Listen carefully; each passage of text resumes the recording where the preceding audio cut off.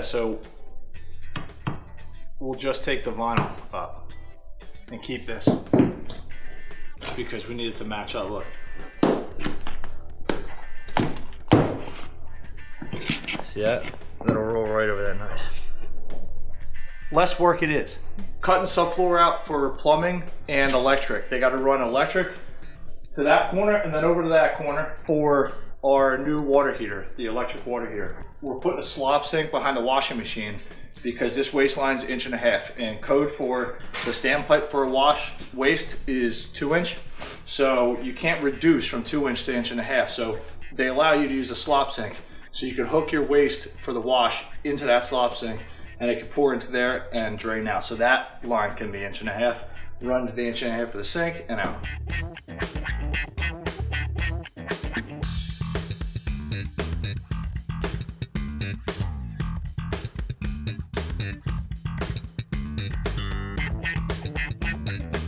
Look at all the dead bugs.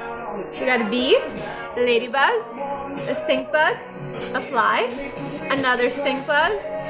I don't know what that one is. Kai, you want to eat one? I'll give you $1 if you eat one. If it wasn't a stink bug, there's a bee. How about a fly? What a wimp. Now that the floors are up, it's time to create a kitchen layout. We're really trying to maximize rent by cramming a lot into this small space.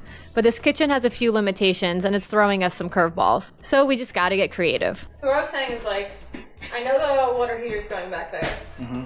And so originally, we were gonna put them like this, like washer dryer, and have that behind it. This way, yeah. Why can't we do it this way? So like, because what I'm thinking is that we can do that, wrap it, do 2 front loaders under a countertop. Front loaders are expensive now. Because legit, if we did it like this, what I would do is I'd put, I'd almost put the water heater in that corner, the washer dryer in this corner. It makes it more expensive, but you'd be able to have like a legit kitchen. Yeah, but now we have to buy more countertop. It just increases the budget for everything. Yeah, it does. It's like $300 more for appliances, $300 for a countertop. Then we have to, buy. I understand that, but at this rate right now, it doesn't. Having a better layout kitchen doesn't get us more money. It's not the layout. It's just like, yeah. I mean, I guess you're right. Because our renovation budget was a little tight on this property, we originally planned on trying to keep as much as we could. Kyle and I spent a lot of time trying to figure out the layout for this kitchen, how we can keep the cabinets but add a dishwasher and really switch up the layout. And it just got to the point where trying to keep the original cabinets was creating more issues than it was solving. So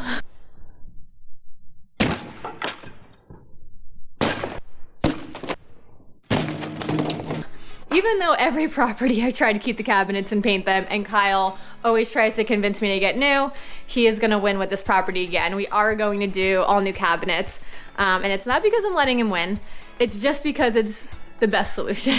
Because of this slanted ceiling, it's really kind of putting a wrench in our design. So we're kind of trying to figure out how the measurements work, but we're working with 2 slanted ceilings, so we've got to try to get distances pretty accurately because we're going to have to frame up a wall that our fridge and washer and dryer are going to sit on. 114 and 3/8, yep. And that's including this does not include the inch overhang.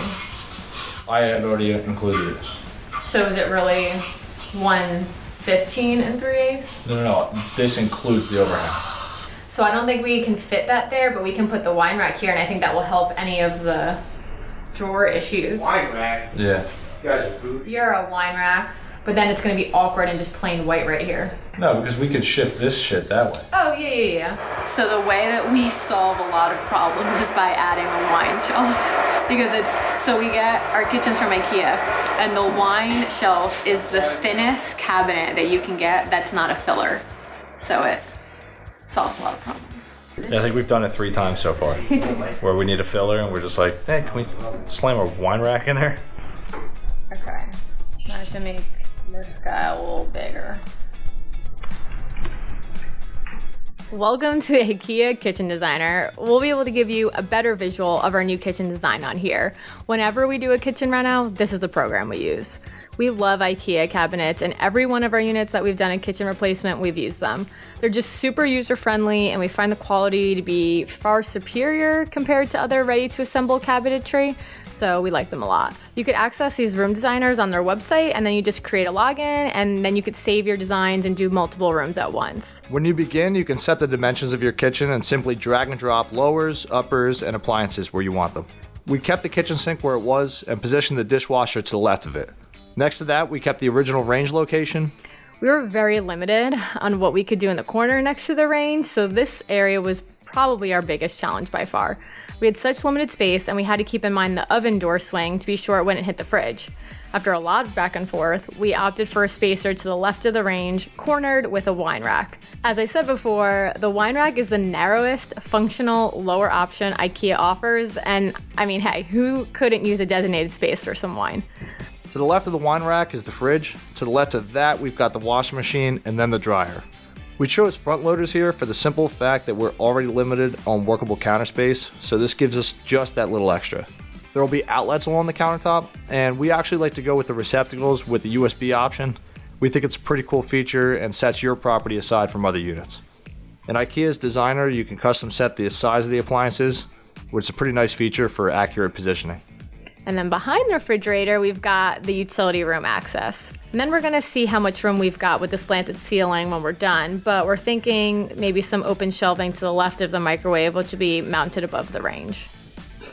Once you're all done your design, it'll automatically build you an itemized list and a total price. This price does not include the appliances or the countertop, since we're not buying them through IKEA. The shaker fronts we went with are Axtad, I think that's how you pronounce it, in matte white. They're the newer option, and we really love how they look. They've got a much cleaner, brighter white look compared to their old white option, which is Grimslav. Other IKEA fans, let me know if I'm saying this right. Originally, the plan was to finish the bathroom so that we could move in. We've delayed that right now because we've got to run electric up from the basement through the bathroom. There's just a lot going on in there. The plumber's got to half get in there to run lines to the sink, so we kind of put that on delay for right now. So I'm going to kind of assist them in getting what they need done so that we can get back to the bathroom so that we can move in. I'm going to work on this a little bit, and then I'm going to be a nice wife and make some sandwiches and snacks and maybe bring a beverage or two and bring it down the house for them. So let's go.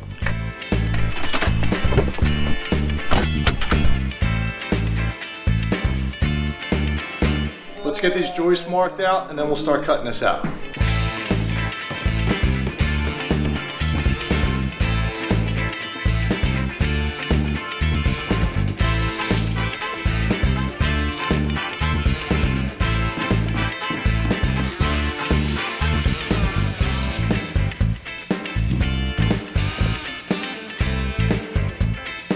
I just wanted to cut out this little square just to make sure that this joist is the same distance from the wall as it is down the other end. In my experience, walls are never straight, and the distance off of that side doesn't necessarily mean the distance off of this side. So before I start cutting, I want to make sure that I got the right distance.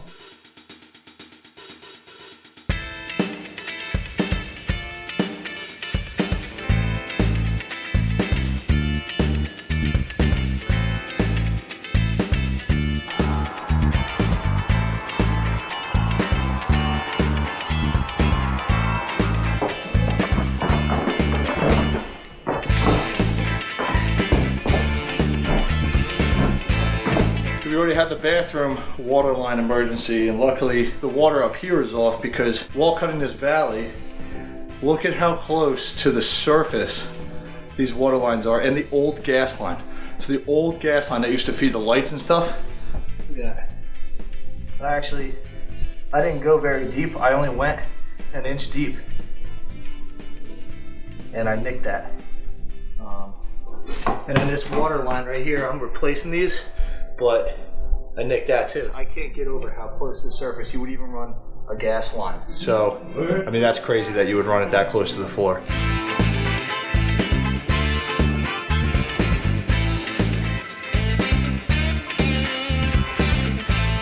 I am done for today. I've got this floor all cut out and ready for electrical to rough in over there for the low boy water heater, and for my plumber to get some gas line over here for the dryer, which is going to go right about right here. So nice short easy day. I'm going to get some of this garbage out of here, and we'll be back hopefully by the end of this weekend. Electrical and plumbing are done roughing in. So with this whole coronavirus thing, we're kind of backed up with permits and getting inspections. So we're kind of just taking it easy. We got a little bit of demo still left to do. We got to take out the baseboard heating.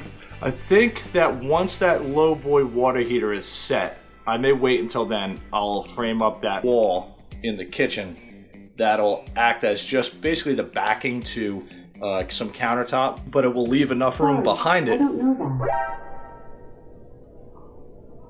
But it will leave enough room behind it so that if we ever have to access the area where the water heater is, we can get to it. So basically the access for it will be behind the fridge. I'll frame it up a little bit shorter, a little bit narrower and a little bit shorter than the fridge, so that when we roll that fridge back, it completely covers it up. If we ever have to get back there, just roll it out, we can go in, access that water heater for any maintenance. And we can't get away from work, I swear. We're staying with my parents right now while we renovate this house, and they're in Florida, so things have just been malfunctioning around us lately, because just the other day the faucet here started to leak. So now I'm set replacing that tonight. I don't have the tools here to do it right now. They're all down at the house where we're actually doing work. We weren't kidding when we said we're big mowing fans. Hello. You ready to get going? I gotta get dressed. Oh. These are my pajamas.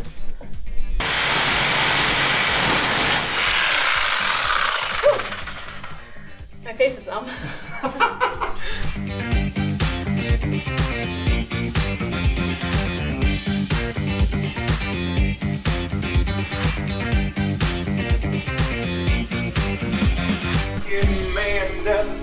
Oh, a dime!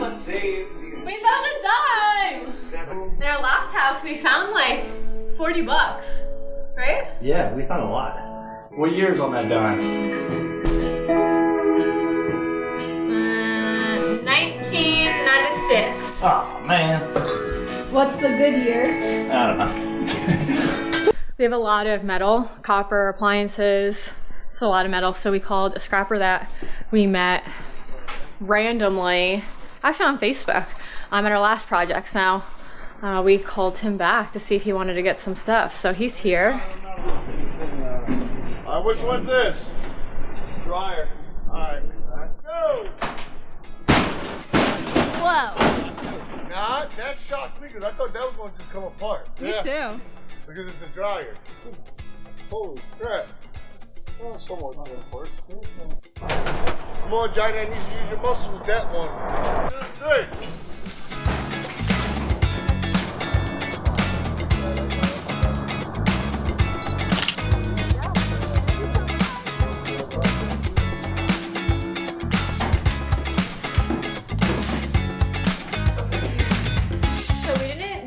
Came here to do. As you can see, there's no framed out wall behind us, so we got a lot of other stuff done. We cleaned up in here. It was a mess, and I hate working in a messy job site. It's like one of my pet peeves. Even though it's demo, it shouldn't be a complete mess. So we cleaned up, we pulled the baseboards, the baseboard heating, and actually got our scrap guy to come over and haul it all away for us. So he took that, the appliances, so yeah. A lot of room for activities now. Yeah. So we're gonna quick prep for tomorrow so we can jump right into framing the wall up. We're just gonna pull some measurements, snap some lines, and tomorrow we'll be able to roll right into it. Give this video a like, subscribe to BiggerPockets, and follow us along on Instagram at Rentals to Wealth.